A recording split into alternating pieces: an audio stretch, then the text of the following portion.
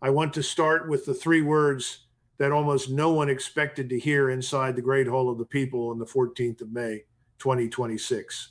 Get the F out. Not whispered, not muttered, shouted. Caught on an open microphone as Donald Trump and Xi Jinping were walking into the most important bilateral meeting either man has attended in 5 years, a camera hit the marble floor, bodies pushed against bodies in the press pen, voices rose. And for a brief, ugly moment, the most carefully choreographed diplomatic event of the year looked like a bar fight breaking out in the lobby of a five-star hotel. That moment is the entire summit in a single frame.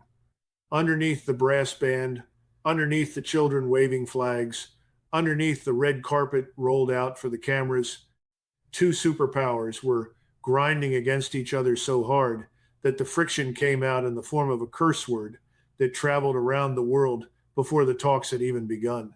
And in the hours that followed, Xi Jinping looked Donald Trump in the eye across a polished table inside the Great Hall and warned him in language that has not been used at this level in years that if the United States mishandles Taiwan, the two countries will, in his exact words, have clashes and even conflicts. That is not diplomatic boilerplate. That is the leader of the second largest economy on earth telling the president of the largest economy on earth that war is on the table if the wrong move is made. And the entire 2-day visit, the welcome ceremony, the Temple of Heaven, the state banquet, the Boeing deal, the soybean promise, the smiling toasts, and the talk of being partners, not rivals, all of it was wrapped around that one sentence. So let me walk you through what actually happened in Beijing on the 14th of May, what Xi was really saying, what Trump was really hearing, and why the next 12 months may decide whether the Taiwan Strait stays a shipping lane or becomes a battlefield. The meeting itself ran for 2 hours and 15 minutes behind closed doors at the Great Hall of the People in the heart of Beijing.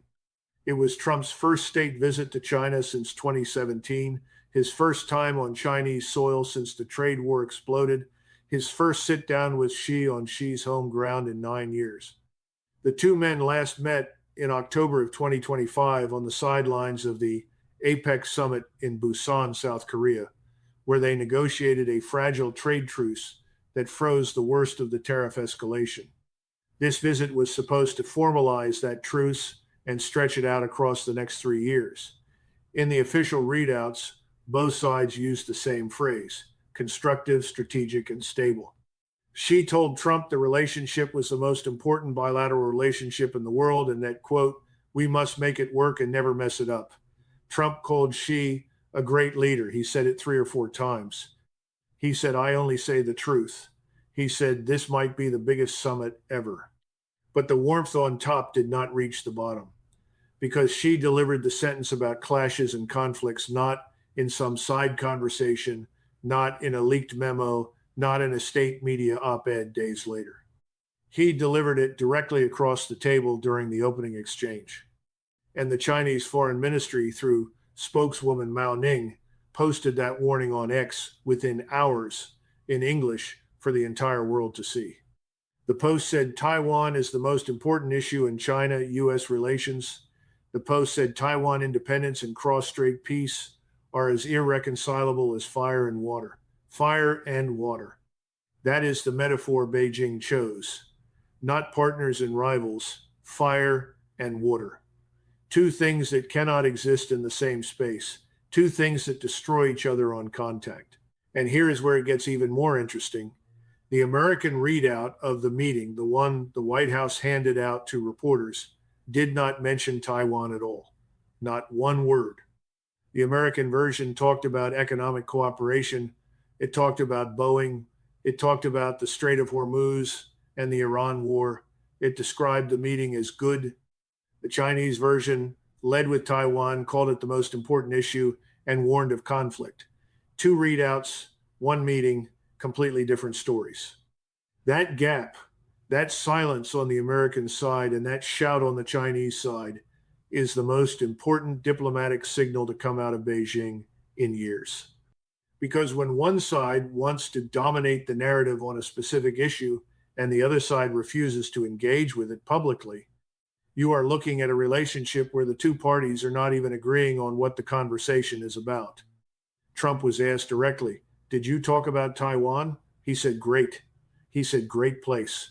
He said, "China is beautiful." He did not say yes. He did not say no. He walked away from the question and walked back into the temple of heaven where the cameras could photograph him next to a 600-year-old building and pretend the question had never been asked. That temple, by the way, is not a random tourist stop. It was built in 1420 during the Ming Dynasty. For centuries, Chinese emperors, the men called sons of heaven, came there to pray for stability, for good harvests, for the mandate that allowed them to rule. Beijing did not pick that location by accident. They picked it because every camera frame coming out of it sends a message about the depth of Chinese civilization and the relative shallowness of everything around it. Now, I want to spend a minute on what Taiwan actually is in this dispute, because the headlines do not capture it. Taiwan is a self-governing democracy of 23 million people. It elects its own president. It has its own currency, its own military, its own passport, its own foreign ministry. It manufactures more than 90% of the world's most advanced semiconductors through a single company called TSMC, which means every iPhone, every artificial intelligence data center, every advanced weapon system on Earth runs in significant part on chips made on that island. Beijing claims Taiwan is a renegade province. Taipei rejects that claim and says the two sides are not subordinate to each other. The United States operates under what diplomats call strategic ambiguity. Washington acknowledges Beijing's view that there is one China. Washington does not support Taiwan independence. Washington sells weapons to Taipei. Washington refuses to say whether it would fight to defend Taiwan if China invaded. This careful ambiguity has held the peace across the Taiwan Strait for almost half a century. And what Xi told Trump on the 14th of May is that the ambiguity has an expiration date. The Taiwanese response was immediate and sharp. Within hours of Xi's warning, Taiwan's Ministry of Foreign Affairs in Taipei issued a statement saying Beijing is the sole risk to regional peace and stability. The statement said Taiwan and the People's Republic of China are not subordinate to each other and that Beijing has no right to represent Taiwan in any international forum. Taiwanese officials emphasized that the United States had repeatedly reaffirmed its clear and firm support. They are watching every word that comes out of Trump's mouth for any sign of language shift, because here is what Beijing actually wants. Beijing wants Trump to move American policy from not supporting Taiwan independence to actively opposing Taiwan independence. Those sound similar. They are not similar at all. One is a passive position. The other is an active commitment to suppress a democratic movement. If Trump ever uses that second phrasing, Beijing will treat it as a strategic victory of historic dimensions. Trump has not used that phrasing. But Beijing's entire diplomatic posture during this summit was designed to test whether he would, and the timing of this pressure is not coincidental. The United States is currently engaged in an active war with Iran. The American forces are stretched across the Persian Gulf. American attention, American intelligence assets, American carrier groups, American precision munitions inventories, all of them are being consumed by the conflict in the Middle East. There is a Taiwanese academic who said publicly in the days before the summit that if China were to contemplate a move on Taiwan, this might be the opportune moment to do it. That assessment was not made by some fringe commentator. The window where American military focus is divided is the window where the risk of a Taiwan crisis goes up, not down. And Xi, sitting across the table from Trump, knows exactly where every American carrier is. He knows exactly how many Tomahawk missiles have been expended in the Iran war. The warning he delivered was not abstract. It was calibrated to a specific moment when American military bandwidth is at its most constrained in years. Let me come back to that scuffle inside the Great Hall, because there is a layer to it that most coverage missed. The cameras showed what looked like a media crush, a camera knocked over, voices raised. The phrase, "Get the F out," shouted into an open mic. In any normal Western press event, that would be a story for a day and then forgotten. Inside the Great Hall of the People, with two heads of state walking into the room. That kind of disorder is operationally impossible without someone allowing it to happen. Chinese protocol is the most controlled and most rehearsed environment in modern diplomacy. Every camera position is assigned, every reporter is vetted, every movement is rehearsed. The fact that a scuffle broke out, that voices were raised, that an obscenity was shouted, tells you that either Chinese security momentarily lost control of the press pen, which is rare, or someone in the American press corps pushed past Chinese minders trying to enforce positioning. Either way, the friction was visible. It is a small thing on the surface. Underneath it is the entire dynamic of the trip. America in the room, but not in control. Trump getting the welcome, but not setting the terms. The cushion moment was the second viral clip from the visit. At the state banquet that evening, Trump was seated next to Xi at the head table. A Chinese aide was seen on camera quietly removing what appeared to be a booster cushion from Trump's chair, reportedly at Trump's own request. The clip went around the world before the banquet finished. These details matter because they shape the optics. Ordinary people on both sides will remember long after the policy statements have faded. China engineers these optics. The American side keeps walking into them. Now let me get to what actually came out of the summit on the economic side, because there were real deliverables.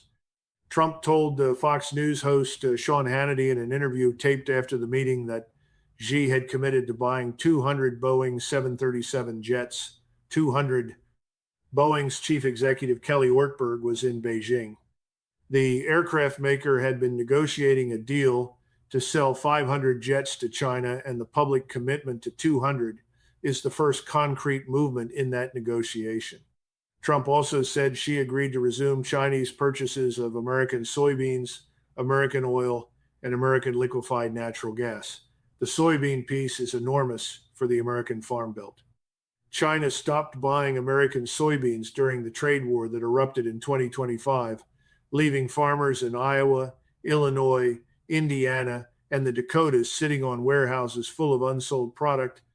The resumption of those purchases, if it actually happens at scale, is the first real economic dividend of the truce that started in Busan last October.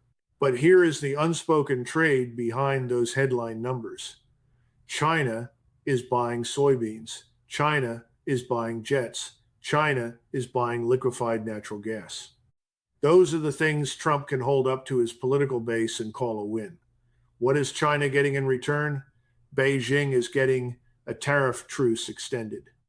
Beijing is getting a pause on the rare earth export restrictions that the United States desperately needs lifted because American defense manufacturers cannot build modern weapon systems without Chinese rare earth materials. Beijing is getting Trump to come to Beijing rather than the other way around. Beijing is getting 2.25 hours of one-on-one access to the American president to deliver warnings about Taiwan that the American readout then pretends did not happen. And Beijing is getting all of this while keeping its core demands on Taiwan, on Xinjiang, on Hong Kong, on the South China Sea completely off the negotiating table. As one Harvard analyst put it before the summit, these are all considered as the price China can easily absorb in a way to appeal to Trump's appetite for a deal. Read that again. China is buying things because it knows Trump needs deliverables. China is not changing anything that matters to it. That is the asymmetry. The Iran piece of this is more complicated. Secretary of State Marco Rubio confirmed to NBC News after the meeting that Trump and Xi had discussed the war and the Strait of Hormuz crisis. Rubio said the United States was not asking China for help with Iran, but noted that the Chinese side had stated it is not in favor of militarizing the Strait of Hormuz and not in favor of a tolling system, meaning the proposal floated by Iran to charge transit fees on shipping. Trump, on the other hand, told Hannity that Xi had said he would love to help if he could be of any help whatsoever, and that Xi had committed to withholding military equipment from Iran. That is, in Trump's words, a big statement. If true, the Chinese readout did not mention Iran at all.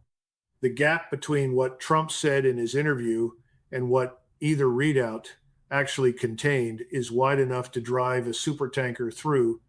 You want to know what is genuinely strange about all of this? Marco Rubio is in China right now. Marco Rubio has been sanctioned by China since 2020 over his criticism of Beijing's treatment of Uyghur Muslims in Xinjiang. Marco Rubio is officially banned from entering Chinese territory.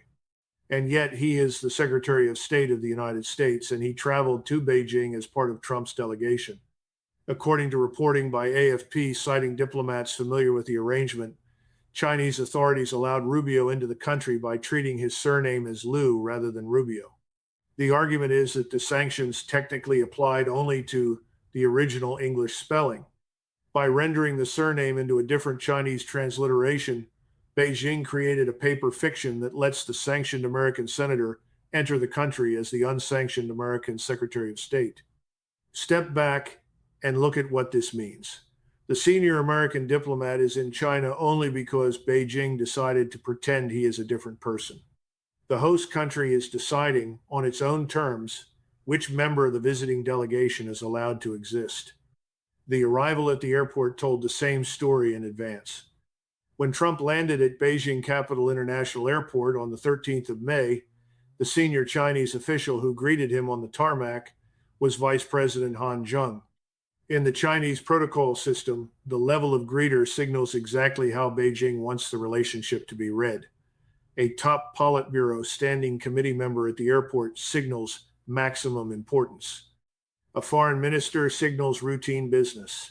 A ceremonial vice president signals controlled middle distance. Han Zheng is a vice president, but he is no longer part of the core decision-making circle around Xi.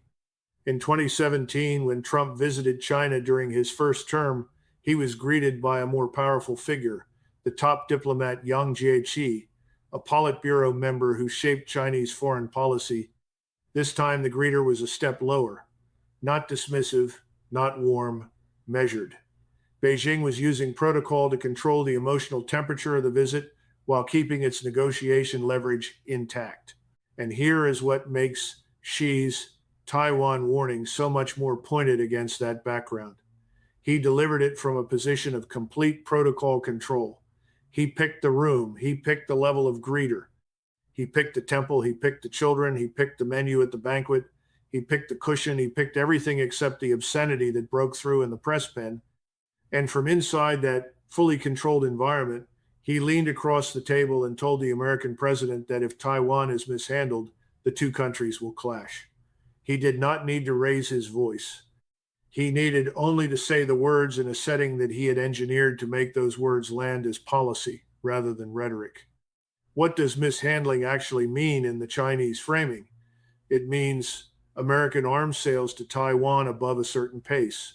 It means American cabinet-level visits to the island. It means any softening of the American one China policy language. It means any explicit American statement that the United States would defend Taiwan militarily. Trump said publicly on the Monday before the trip that he intended to raise American arms sales to Taiwan with Xi directly, which is a departure from the historic American position that arms sales to Taipei are not subject to consultation with Beijing. Each of these is a tripwire. Xi's warning was a way of telling Trump that the tripwires are now connected to a much shorter fuse than they used to be. I want to be precise about one thing. China does not need to invade Taiwan to win on Taiwan. China can win on Taiwan through what military analysts call gray zone pressure. Constant drills around the island, constant incursions into Taiwanese air defense zones, economic coercion of Taiwanese exporters, information warfare aimed at the Taiwanese population, the slow grinding down of Taiwan's space to maneuver until reunification becomes the path of least resistance. That campaign is already underway. It has been underway for years. What changes after this summit is that Xi has put on the public record that this campaign has an endpoint and that the United States needs to stop interfering with it. Taiwan's foreign ministry pointed exactly at this when it called China the sole risk to regional peace and stability. There is also a phrase Xi used during the meeting that almost no one outside the China watching community has picked up on. He asked Trump whether the two countries could transcend the Thucydides trap. That is a reference to a concept popularized by Harvard professor Graham Allison, drawn from the ancient Greek historian Thucydides, who wrote that the rise of Athens and the fear it inspired in Sparta made war inevitable. Allison argued that in 12 of 16 historical cases where a rising power challenged an established power, the result was war. She citing that concept by name in a meeting with Trump is not casual reading. It is a deliberate signal. He is telling Trump that the framework most Western strategic thinkers use to predict war between the United States and China is one Xi himself is studying. Asking that question is itself an admission that the question is live. That war is on the menu. Now consider what the next year looks like from where we are now. Trump invited Xi to the White House for a reciprocal state visit on the 24th of September. That invitation was extended at the state banquet on the night of the 14th of May. So we have a Beijing summit in May, a Washington summit in September, an APEC leaders meeting in Shenzhen, China in November, and the G20 summit in Miami, Florida in December. 4 scheduled face-to-face engagements between Trump and Xi in a single year. That is unprecedented. American presidents do not normally visit China twice in 1 year. Xi does not normally come to the United States twice in 1 year. Both leaders have locked themselves into a near continuous diplomatic schedule that gives each summit less margin for failure than the last. Because if the relationship is bad in November, it cannot be hidden in December. If a Taiwan crisis erupts in August, the September White House visit either gets canceled or becomes the venue for an even harder confrontation. What makes that schedule especially dangerous is the gap between what each side thinks stability means. For Trump, stability means continued Chinese purchases of soybeans, jets, oil, and gas. It means a continued tariff truce. It means rare earth exports flowing to American defense contractors. For Xi, stability means American silence on Taiwan, American silence on Hong Kong, American silence on Xinjiang, and American acceptance of Chinese gray zone pressure on Taipei. Those are 2 completely different definitions of stability. Each side is going to spend the next 12 months trying to deliver its own definition and trying to extract the other side's definition. And every time the 2 definitions collide, there will be friction. I keep coming back to that phrase, fire and water. Taiwan independence and cross-strait peace are as irreconcilable as fire and water. The Chinese Foreign Ministry put that on the public record after the meeting. That phrasing did not emerge from a translator in the moment.